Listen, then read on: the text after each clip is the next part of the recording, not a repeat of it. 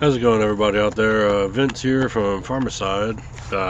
Wanted to do a quick update on what is going to be coming up with Farmacyde in the coming year. I've been working with Book of Golems for all through 2024, and so you check out the Book of Golems Twitter, see what's been going on there. But right now I want to start focusing on Farmacyde again, and I got some ideas, and not done with Book of Golems, but right now we're kind of on a little bit of a hold, so I'm going to take the time to jump back in with some ideas I had for Farmacyde. So for one, it is I'm going to be doing a music video for Awakenings, which was on the first EP.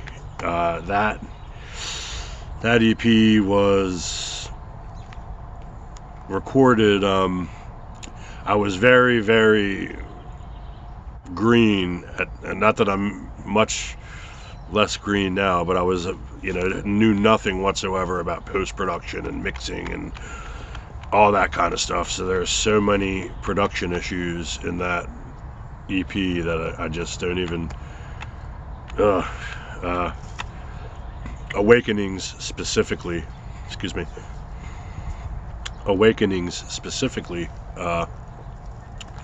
was like the champion of the bunch. So I want to drum it with the acoustics, and I want to remix and master it. I'm reamping all the guitars and might change up a few things here and there, but I'd like the music the way it is, but just with I want to reamp the guitars and all that. So I got some ideas for how I'm going to do the video, some stock clips and stuff that I'm going to use, and some things that I want to film. So that's going to be coming up. One thing as a precursor is I have life's priorities take priority, so music is definitely taken a notch or several down on the priority list. So it's like I'm not putting out anywhere near what I would optimally want to, but I gotta it is what it is. So I'm thankful for what I can do. So it's not going to be a bunch of songs coming like bam bam bam. It's hopefully a song every few months, which that's something that I struggle with, because I know a lot of bands, and I'm not trying to whatever you do is what you do, but I've always been the type person musically. I'm not much for singles. I like to make albums or EPs. I've been putting out some singles lately. I did, my Brimstone Butterfly was a single that I put out for Farmacyde, and then pretty much everything that we put out with Book of Golems was all singles. I really hesitate to do a Farmacyde record or a Farmacyde just singles, but on the other side of the coin, it's like I'd be putting out like an EP or a record a year maybe, and I don't know if I want to go down that route. So I gotta kind of make some decisions there. And then there's also I have a lot of issues with Spotify and streaming services, as far as, not like any of us that are independent musicians are in this for the money or anything like that, but it does irk me to know that even if it's pennies that should be going to me is going to somebody who didn't write and play my music, and just because they have more spins or whatever that they're getting. That's just the logistics of how streaming works for artists and stuff, and I'm getting very upset with that, and I'm probably not going to submit to Spotify anymore. I'd actually thought about just solely putting stuff through Bandcamp and YouTube, but the thing is going through something like CD Baby or TuneCore, I think is the other one. I can't remember. I use CD Baby, but they handle copyright and all that kind of stuff for you. So it's like, that I'd have the headache of figuring out how to do all the copyright filings and So I'm most likely going to still probably release through CD Baby, but I don't know.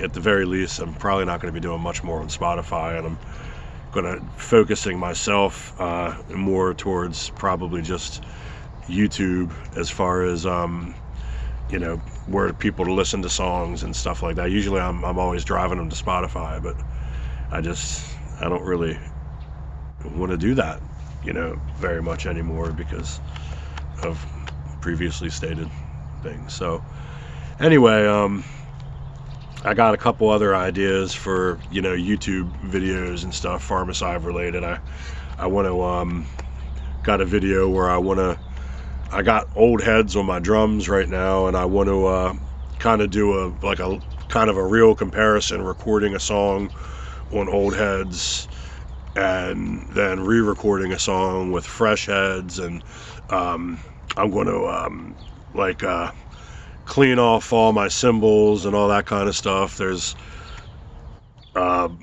ongoing debate in the drumming world about whether dirty or clean cymbals sound better, but I recently saw some stuff myself which really lets you know that a lot of the older cymbals that haven't really been cleaned, they're a lot more muted than they could be. So I think I want to do just a full take a song. I haven't really figured out which song yet, but record it on the old heads and the dirty cymbals, and then change out all the heads, and I'm going to change my resonant heads and everything. So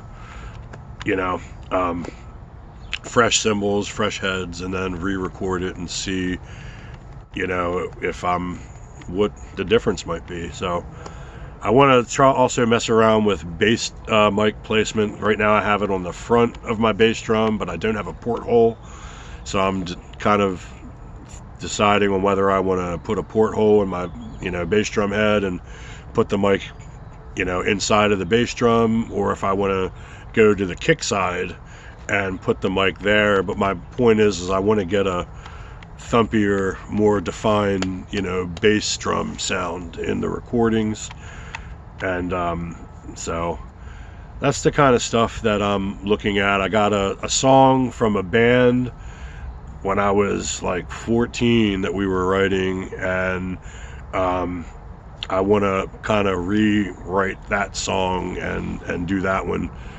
So that's like an original per se that I'm going to be putting out with Farmacyde. And I got another idea for another couple different songs and stuff actually. So there's definitely a few irons in the fire. How you doing today, man? There's definitely some irons in the fire right now, and like I said, it's just priorities are priorities, and I'm do music when I can, and also I'm the type of person, my music is I gotta be I can play drums with whatever mood I'm in. I can use it and play drums if I'm angry, and do all those kind of releases and stuff like that. But as far as for writing music and drum parts and all that kind of stuff, my head really needs to be in a certain place to be able to do that in a way that I like to do it, because I know a lot of musicians out there and artists in general will say that they'll take all the negative and they'll turn it into art. And I came up through the metal hardcore punk type scene in Baltimore, so it was all about using your songs to get out aggression and stuff like that. But as you get older, and philosophies change and things line up a little different, you start thinking, hey, I don't want to put that out into the atmosphere as my gift to the what you know what I mean. Like, it just, I don't want to give breath to that kind of stuff. I can get mad and I can bang out on the drums and all that kind of stuff, but in my music, I want that to emulate, a better vibe. And it's not like I'm going to, Farmacyde is going to always remain aggressive and funky, because that's what I am, man. I'm aggressive and funky. Anyway, Farmacyde that's me. That's, I got a lot of different, I listen to everything, man. There's not too many musics out there that I won't listen to. There's something in everything. While I tend to lean towards, metal, classic rock, jazz, funk,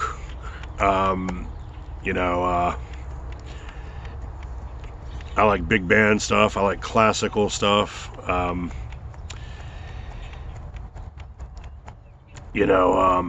Disco, blues, R&B, soul, like a lot of different, certain hip hop I can really get into, but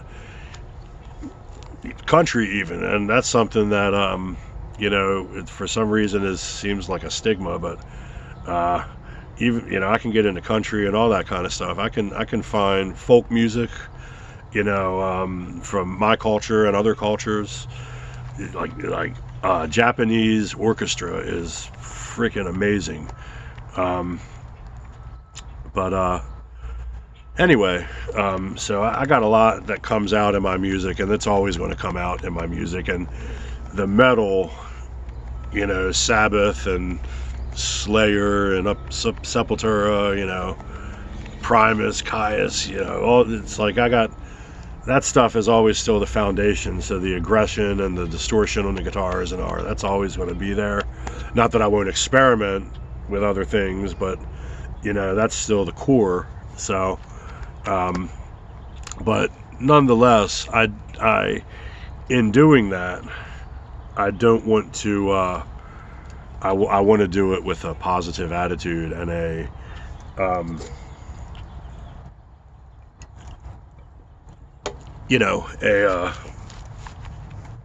Because you can tell. You can tell the vibe of the person that's writing the tunes sometimes, and a lot of times actually, and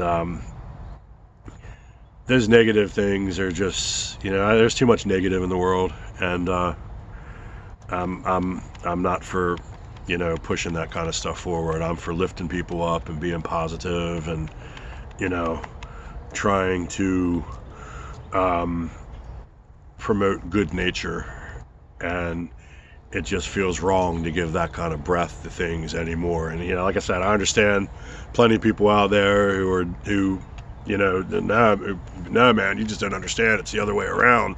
And I do get it. Different strokes for different folks. Just for me, like you can tell. Like, I'll give you an example. If you go back to the first EP and listen to Merc, that was a song that I wrote when my dad was in a like he was passing, and he was in hospice, and the facilities were just horrible. The insurance companies, just anybody who's been through a hospice experience knows what I'm talking about, most likely. So I was just so angry at that situation, and that was actually the very first Farmacyde song that I wrote, and it was Merc. So if you listen to Merc from the first EP, you can totally hear where there's nothing but anger coming through in that song. And for that song, it worked. And it's, I wrote that song kind of about how I felt about my dad, and and he got to hear it and all that. So, like, it's always going to be one of my songs, but beyond that, I'd like to keep it different. And in fact, that song itself made me realize that I did not want to give those kind of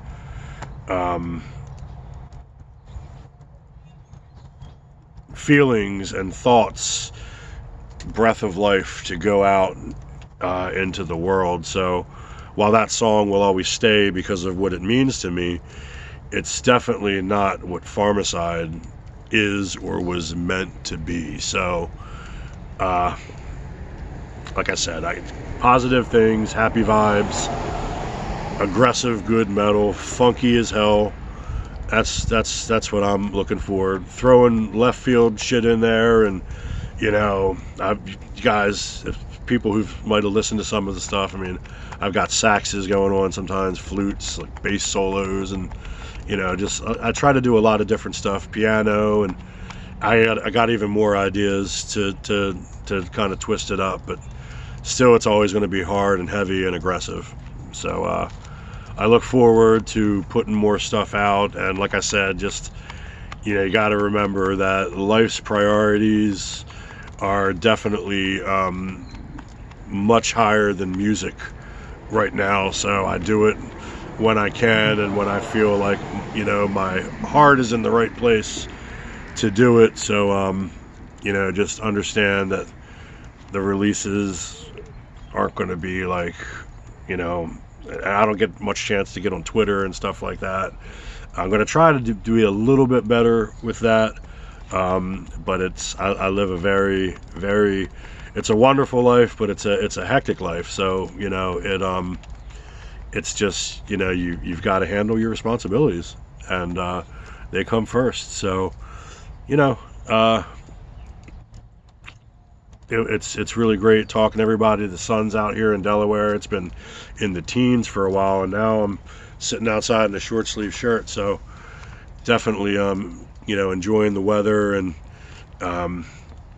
got some work to do around the house today, but I am going to get into the studio and work on rehearsing Awakenings a little bit to start getting ready to, you know, get all that put together. I don't want to give a time frame on anything yet, but I will try to be more frequent with stuff. And like I said, I guess at this point it's going to be pretty much YouTube and Twitter will be the you know, the main things that I'm going to be, you know, I'm going to try to start utilizing the YouTube channel a little bit more, and you know, just check out, always remember, check out Backstage with Spike, you know, Adam Hyman, Demon Scar.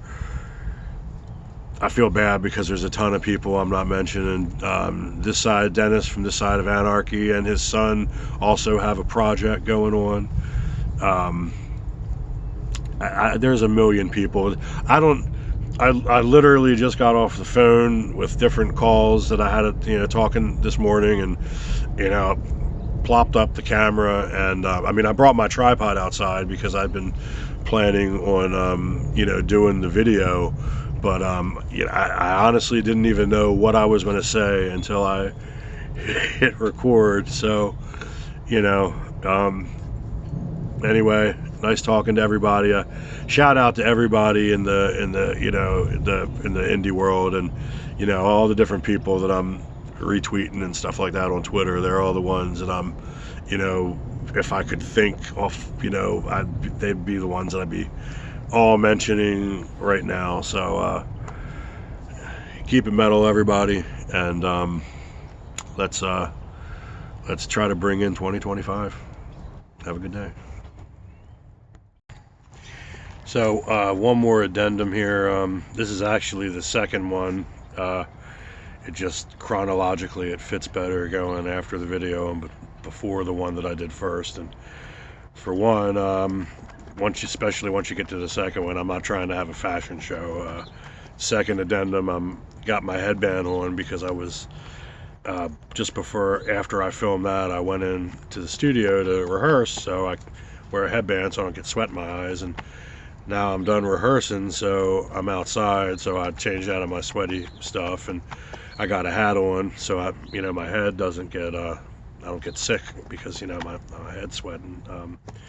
But anyway, I wanted to add one more addendum in relation to when I had mentioned earlier in the video about how I'm looking for bass drum mic placement because I want to get better sound out of my bass drum. I also just wanted to clarify, I don't really talk about this too much, but I mean, I'm disabled and I have, you know, it's the nature is my lower back, my pelvis, my hips, mainly my right side, but it's into the left too. But anyway, when that happened, I was at a time when I hadn't played drums in a little while, and I was focusing on my career, and you know, that happened, and I went through a really, really dark time dealing with just learning how to deal with pain, because you know, it's a deteriorating issue that I'm going to have for the rest of my life, and learning to cope with pain is a very hard thing to do. So long and short of it is, I came up with an article about music therapy and how, you know, especially people like me who are in, you know, with lifelong pain can benefit from it. So I mean, I'm a Catholic, so I automatically knew it was a sign from the Lord.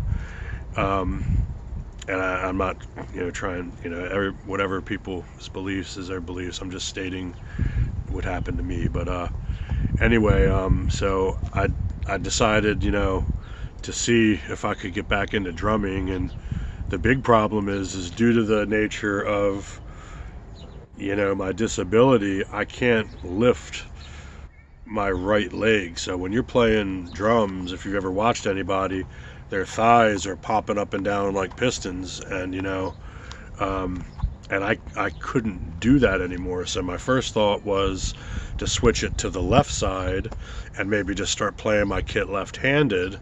But the thing there is also, when you're playing bass drums, like kind of like you're supposed to, you're using your core to balance yourself, and I couldn't shift the balancing to my right side from my left because I just don't have the ability there, and I can't use my core to balance either. So that turned into another spiral of, oh my God, I'm just never going to be able to play drums again.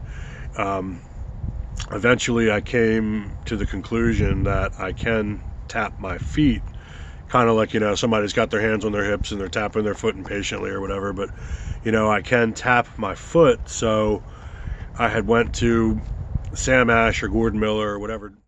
Okay, so I'm back once more here with yet another little different look. My memory filled up, so I had to, you know, take all the videos off, and in the meantime my hair dried, so now I don't need a hat. But anyway, so I was at, you know, Guitar Center or wherever I was at, and it's like, you gotta remember, I mean, I walk with a cane, so I'm like shuffling in, and it's like, you know, they're looking at me walk in the store, and it's like, you know, sometimes I try to not use the cane, because if anybody who's ever used a cane, you can start to realize at some point where it's becoming a detriment, and you got to kind of try to see if you can. Sometimes I try to force myself to not use the cane, because you can become too reliant on it, and then it's another own set of problems. So but anyway, though, so it's like I go to check out the kits, and then it's like, you know, I can't just sit down at a kit and start, you know, trying out my whole tapping thing. So it's like I gotta get myself positioned in front of the drum. I gotta very easily lower myself down to sit, and then I gotta literally lift up my thigh with my arms and, you know, place my foot on the pedal on the right side, and you know, then I got to start the process of figuring out a position, you know, for myself to be sitting where when I start tapping my feet, it doesn't start shooting pain up, you know, my leg and back and everywhere else. So you know, that can take freaking up to 20 minutes sometimes, and sometimes, I mean, I'll be sitting there and I'll never find a position, so I'll sit down at the drums and I'll be constantly trying to shift around and test out, and then I'm like, I just can't find a position that I can use. So other times I might find a position that I can use, and then, I'm playing, and then something shifts on me, and then I end up, boom, with like lightning pain, just like that, on the next strike. So it's like, which has knocked me off my drum throne at some points. So it's like, I know that I'm not going to be able to play forever, and I know that, I thank the Lord for the time that I do get, and I hope that I just get a little bit more to continue, the music for a while. But anyway, so after I get myself settled down and I'm, sitting behind the kit and I try to start playing a little bit and I'm doing my foot tapping thing, I realize that, by tapping my feet while I'm playing, it's like I couldn't even hear the freaking bass drum over, the top half. So it's like I either quiet everything down on the top half to match my bass drum. Once it equated to, once again, me just not getting discouraged again and thinking like this is never going to work. So after a while, I kind of tried to get determined to see if I could at least make it work a little bit, and not to mention, it's like, with my condition the way it is, it's like my ankles and my calves are like the only thing that I can kind of put any kind of stress or resistance on, and I got to do it in a very careful way. But I ended up trying to build up my ankle strength a little bit, and it helped me, with everything. It helps me with walking, it helps me with just moving around, and I mean, because everything causes pain. So it's like, I had to figure out how to, up the ante a little bit. And then I found the V drums, so I got that Roland kit, and I got to a point where I was a little stronger. And at that point, I was like, I realized that there was sensitivity on the bass drum pad. So I turned the sensitivity, up some, so that, my weaker hit was sounding a little bit better. And in doing so, though, I didn't just say, okay, well, I've fixed everything now. I still tried to strive to keep on adding more power to the feet. And I mean, it took years to build up any true amount of power, but years later, I get into the studio and I try out a acoustic kit, and it was doable. And now we're like 10 years or so after that, so it's like I've been playing just flat-footed like that for long enough that I've built up a decent amount of power doing it, but it still could use a little bit of an oomph. And while I turn the sensitivity up a little bit on the Rolands, I'm not going to start using triggers and shit like that on my bass drums.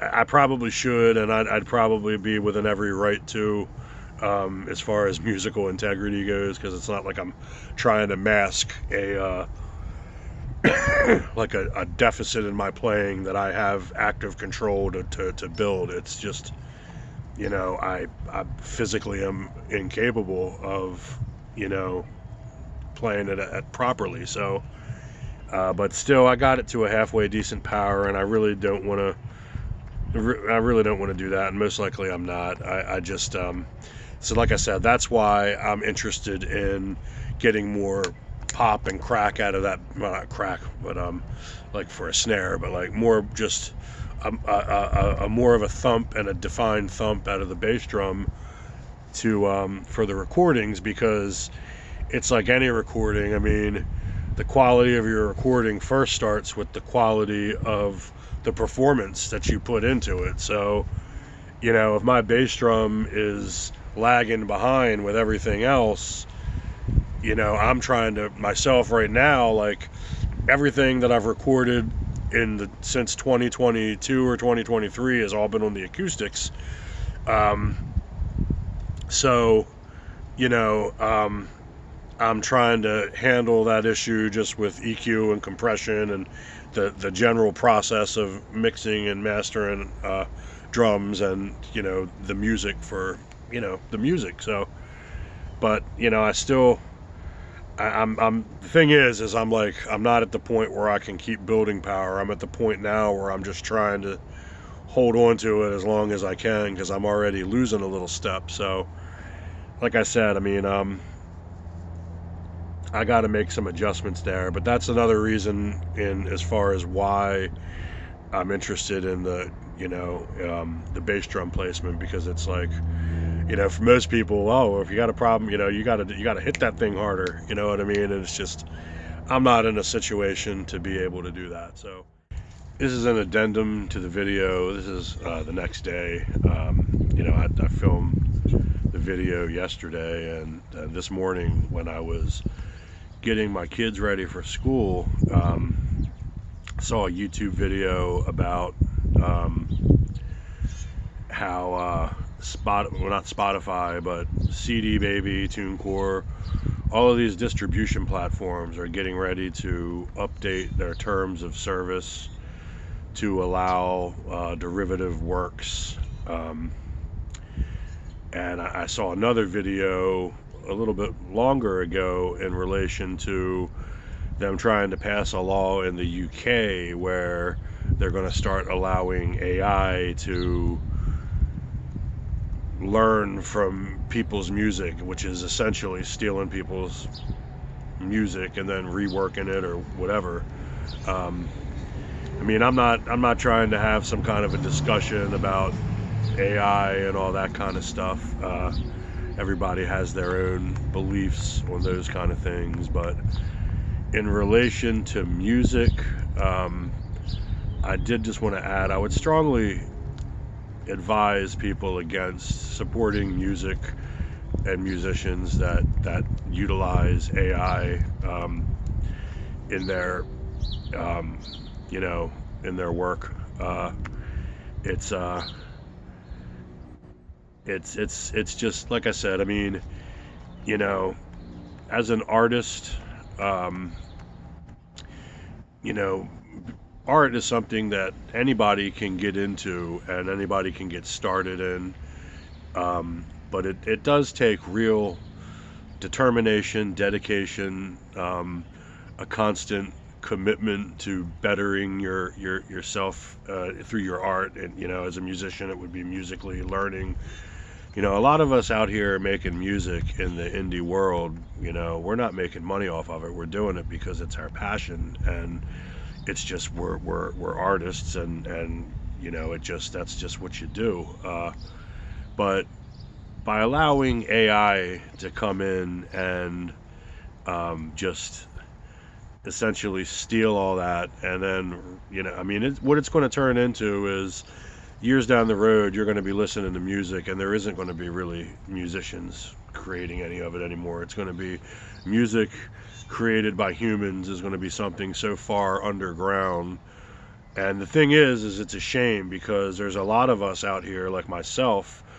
You know, I did my share of playing in bands and doing shows and all that stuff when I was in my teens and early 20s and all, but when you get older, you have a family, everything else. I mean, not everybody can do that. And, but it doesn't mean that you don't still want to make music and you still want to, you know, so I understand that there's a place for computers in the world and all, but I mean, it's like this constant abuse of auto-tune. You're listening to people and you don't even know, you're not even listening to them. It's just, it's so processed into something other than what it was, and a lot of that is to bypass musicians and artists who didn't want to put the time in to either rehearse properly or learn properly or whatever it may be.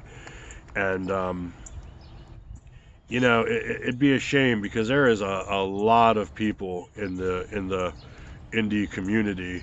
And earlier this video I was mentioning some people, two other people that I am very supportive of that I forgot to mention is Honeybone Rush, which is Backstage with Spike. That's his radio show, but Honeybone Rush is his band, and the Sound Ninja, who create freaking amazing music. And they, they're like me as in Farmacyde and everything else. They're creating everything themselves. So people like us are who's gonna be essentially affected by all this. And it's um, like I said, I'm not trying to say all this because I'm like, oh yeah, I'm taking money out of it, and there ain't no money coming out of my pocket for it. The money that comes in is anything that does come in is thankful. But I mean, I haven't been active in so long. I don't receive anything from CD Baby or anything anymore per month. And when I was in the prime of my activity, it wasn't any more than like maybe $20 or something like that in a month.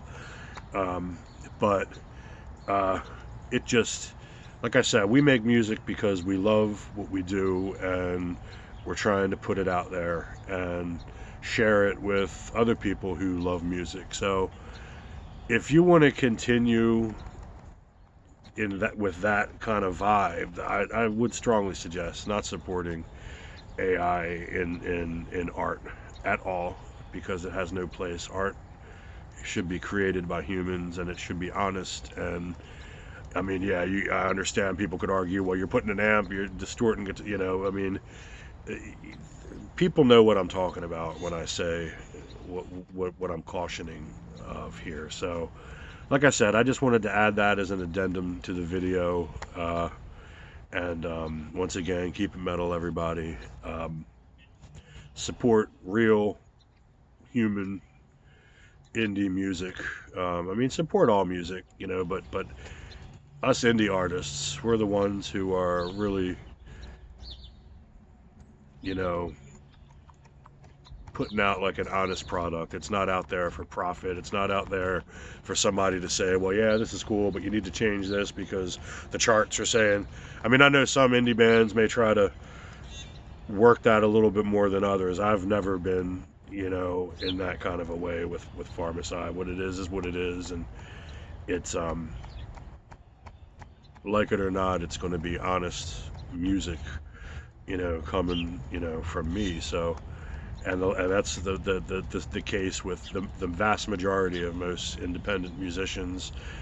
I can't really say much more for the professional industry, as far as the people who are signed and making millions, or I mean, they might not be making millions, but their record companies sure are. And you know, um, it just kills creativity and imagination, and that permeates to all walks of life. And it just, um, if you want to live in a beautiful world, don't let it be created by artificial intelligence.